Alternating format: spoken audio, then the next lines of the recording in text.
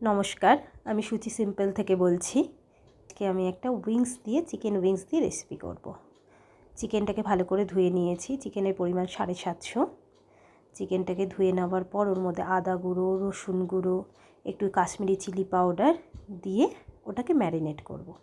কারোর কাছে যদি আদা গুঁড়ো, রসুন গুঁড়ো না থাকে সে ওটা স্কিপ করতে পারে, করে আদা পেস্ট, রসুন পেস্ট দিতে পারে, কোনো অসুবিধা নেই। দেওয়ার পর ম্যারিনেট করার পর ওটা 20 থেকে 25 মিনিট ম্যারিনেট করে রেখে দেব। প্যান গরম করে নেবেন, দেওয়ার পর ওর মধ্যে বাটার দেবেন, আপনাদের পরিমাণ মতো আপনারা বাটার দেবেন। বাটারটা গরম হয়ে যাওয়ার পর ওর মধ্যে ম্যারিনেট করা চিকেনটা আমরা দিয়ে দেব।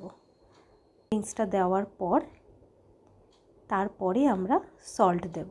এই সময় আমরা সল্টটা দেবো, কারণ ম্যারিনেটের সময় আমরা সল্টটা দিইনি, কারণ ওখান থেকে জল ছাড়তে পারে বলে তখন সল্টটা দিইনি।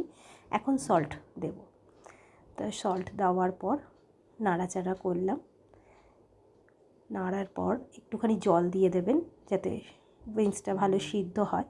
আমি এখানে জলটা দেখাতে পারিনি, আপনারা একটু জল দিয়ে দেবেন। জলটা দিলে একটু সিদ্ধ হবে। খুব সিম্পল রান্না, এর মধ্যে কিচ্ছু দিতে হবে না।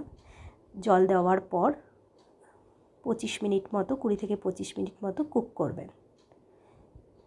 একটা ঢাকনা দিয়ে দেবেন ওপরে, মাঝখানে একবার ঢাকনাটা খুলবেন। ঢাকনাটা খুলে একটুখানি উইংসগুলো এপিট ওপিট করে নাড়িয়ে নেবেন, নয়তো নিচের দিকটা লেগে যেতে পারে। নাড়াচাড়া করে নেড়ে নেওয়ার পর ওর মধ্যে একটু সিজওয়ান সস আর রেড চিলি সস দিতে হবে, যেহেতু আমি এটা ঝাল ঝাল করে করছি। আর কোনো কিছু দেব না, সিজওয়ান আর রেড চিলি সসই দেব। ওটার মধ্যে একটু রেড চিলি সস আর সিজওয়ানটা একটা বাটির মধ্যে নেবেন, নিয়ে ওটার মধ্যে একটু জল মেশাবেন, দিয়ে সসটা ওর মধ্যে ঢেলে দেবেন। সসটা ঢেলে দেওয়ার পর ওই বাটিটার মধ্যে আর একটু জল নেবেন, দিয়ে যতটুকু আছে ওটা মিশিয়ে ওই বাটিটা শুদ্ধ জলটা আবার ওটার মধ্যেই ঢেলে দেবেন। দেওয়ার পর মিক্স করে একটু এদিক ওদিক করে নাড়াচাড়া করে ওটাকে আবার কিছুক্ষণের জন্য, যাতে সসটা পুরো ভালোভাবে মিশে যায়, ওটার মধ্যে আবার একবার ঢাকনাটা দিয়ে দেবেন। তারপরে বেশিক্ষণ না, 5 মিনিট মতো কুকড হবে।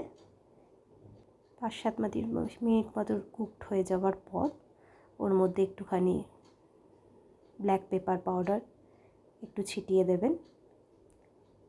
টেস্টটা আরও বাড়বে, ওতে একটু ঝাল ঝাল পরিমাণটা একটু বাড়বে। তারপরে লাস্টে আমরা বলে সার্ভ করব বাটিটাতে, তখন আমরা একটু সাদা তিল ওপর থেকে ছড়িয়ে একটু সাদা তিল দিয়ে দেবো। আর লাস্টে একটুখানি গ্রেভি ছিল, ওই গ্রেভিটা মানে বাটারের গ্রেভি ছিল, ওটা একটু ঢেলে দিয়েছি। কেমন লাগলো প্রিপেয়ার করে বলবেন, একবার ট্রাই করে দেখুন। নমস্কার।